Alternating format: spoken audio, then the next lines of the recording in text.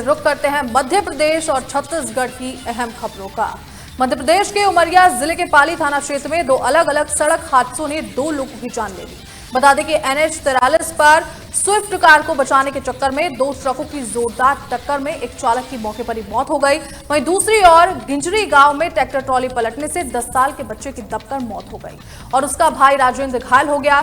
थाना प्रभारी बालेंद्र शर्मा ने बताया कि फरार चालक की तलाश की जा रही है और साथ ही साथ कार्रवाई भी की जा रही है।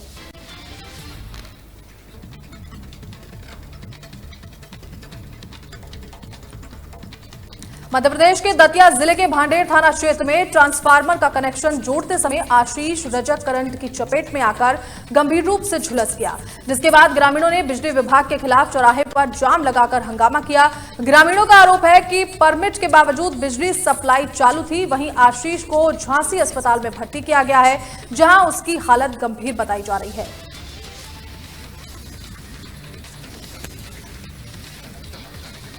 बताएं कि यह जाम लगाया, क्या समस्या है, क्या मांग है, कि क्यों जाम लगाया गया है?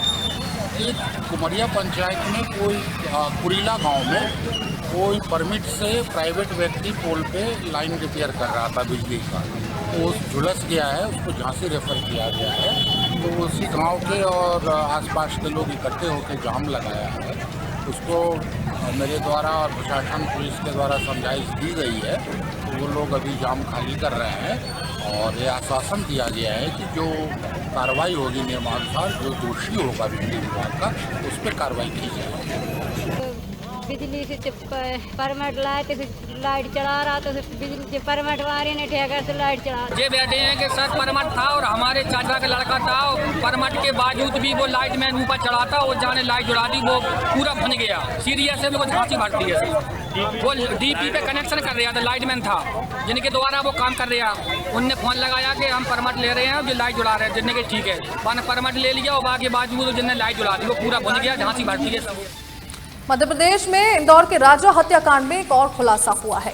शिलांग पुलिस ने प्रॉपर्टी ब्रोकर शिलोम जेम्स को हिरासत में लिया है, जिसके पास से काले रंग का बैग बरामद हुआ है, जिसमें पिस्टल, नकदी और सोनम के जेवर मिले हैं। बता दें कि रैपिडो ऐप से बुक ऑटो रिक्शा के जरिए बैग नंदबाग से हीराबाग भेजा गया था। वहीं शिलोम ने आरोपी विशाल को किराए पर फ्लैट भी दिया था। पुलिस पूछताछ कर मामले की जांच में जुटी हुई है। इंदौर में ये शिलोंग पुलिस जो मेघालय पुलिस है, वो उसके द्वारा लगातार 5 दिन से यहाँ इन्वेस्टिगेशन कर रही है और इन्वेस्टिगेशन के ही उसमें इनके द्वारा एक शिलोंग जेम्स को भी गिरफ्तार किया गया है और इन्वेस्टिगेशन का पार्ट है। इन्वेस्टिगेशन शिलोंग पुलिस के द्वारा की जा रही है। अभी उसका मेडिकल कराया गया है और उसकी अरेस्टिंग कर ली गई है और अब उसको माननीय न्यायालय के समक्ष पेश किया जाएगा और उसके बाद उसका रिमांड लिया जाएगा। मध्य प्रदेश के दतिया जिले के इंदरगढ़ का भरत पाल, जो रूस में MBBS की पढ़ाई कर रहा था, उसकी छत से गिरकर संदिग्ध परिस्थितियों में मौत हो गई। बता दें कि वो 2 जुलाई को डिग्री लेकर लौटने वाला था, लेकिन परिवार का सपना टूट गया। उसके पिता ने मौत पर संदेह जताया है और भारत सरकार से पार्थिव शरीर वापस लाने और निष्पक्ष जांच की मांग की है।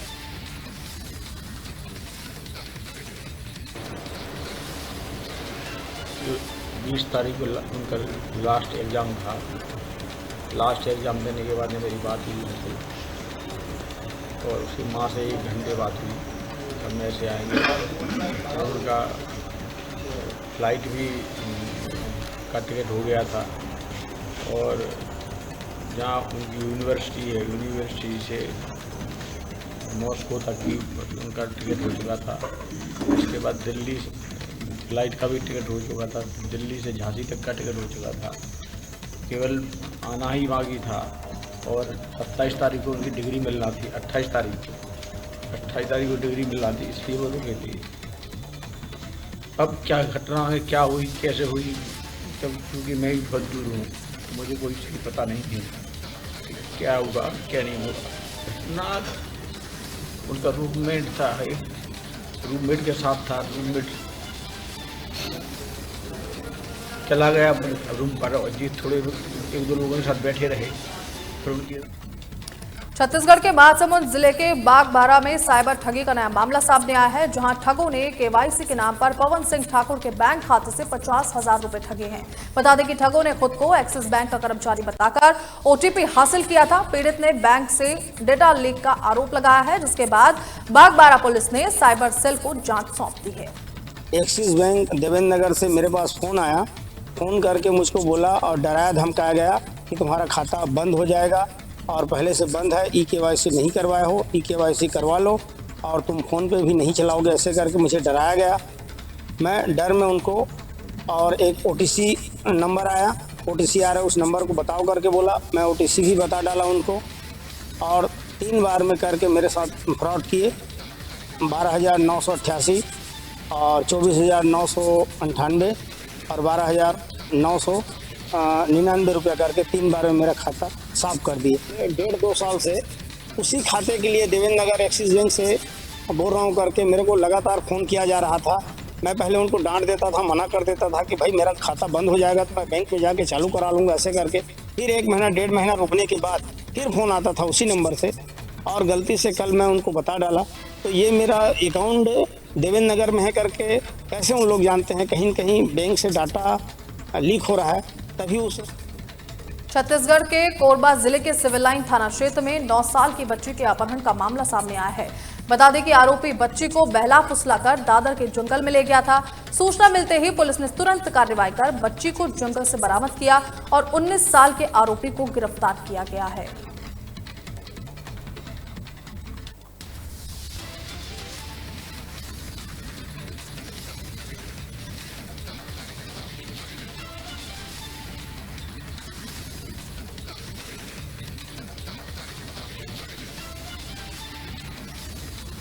मध्य प्रदेश और छत्तीसगढ़ की अहम खबरों में फिलहाल इतना ही। खबरों को देखने के लिए बने रहें तहलका डिजिटल के साथ। नमस्कार।